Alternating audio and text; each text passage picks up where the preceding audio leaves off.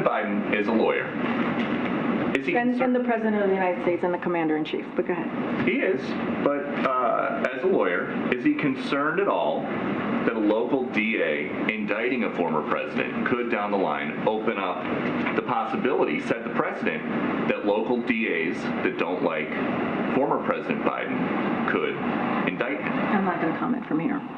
Why don't you have more to say about the Trump indictment? It is an ongoing case, and I've been very clear about that. We've been prudent about that, not commenting on ongoing cases, and we're going to stick to that. But for Peter? better or worse, all that anybody in the country is talking about at this exact moment while we're in here is Trump. And they look here to find out what the White House thinks about it. And well, I think the American people should feel reassured that when there is an ongoing case like this one, that we're just not commenting. Are you willing tonight to condemn white supremacists and militia groups and to say that they need to stand down and not add to the violence in a number of these cities, as we saw in Kenosha and as we've seen in Portland? Sure, are you I'm prepared to do specifically that, do it? Well, go ahead, sir. I would say almost everything I see is from the left wing, not from the right wing. So what are you saying? I'm willing to do anything. I want to see peace. Then do it, sir. Say it. Do it. Say it. Do you want to call him? What do you want to call them? Give me a name. Give me a white name. Supremacists and white supremacists. White supremacists and right Proud Boys, stand back and stand by.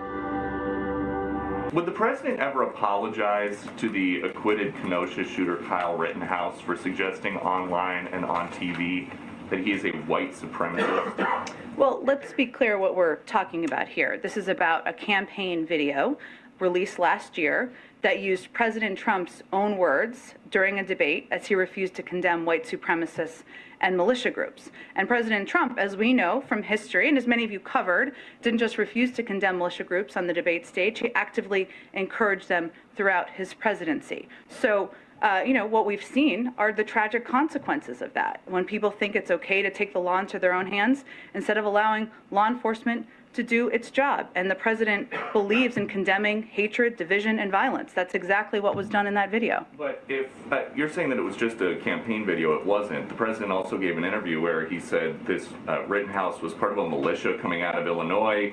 Have you ever heard this president referring to Trump say one negative thing about white supremacists? These are all things, none of this was proven in the trial. And Kyle Rittenhouse is saying that the president had actual malice in defaming his character. Is that what happened here? The president spoke to the verdict last week. He has obviously condemned the hatred and division and violence we've seen around the country by groups like the Proud Boys and groups that that individual has posed in photos with. But beyond that, I'll leave it to his comments around the verdict. And so, does the lack of comment mean that you do not think anything happening in New York today is one of the top issues facing the country at the moment? That's your assessment. That's not my assessment. I'm just laying out the facts that we are just not going to comment on an ongoing case from here. And we've been very consistent, we've been very prudent, and we're going to stick there. And let's get this meeting started. Thank you all very much.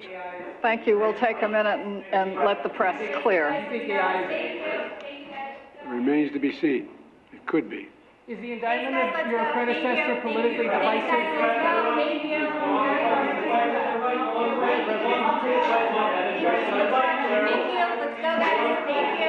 Thank you.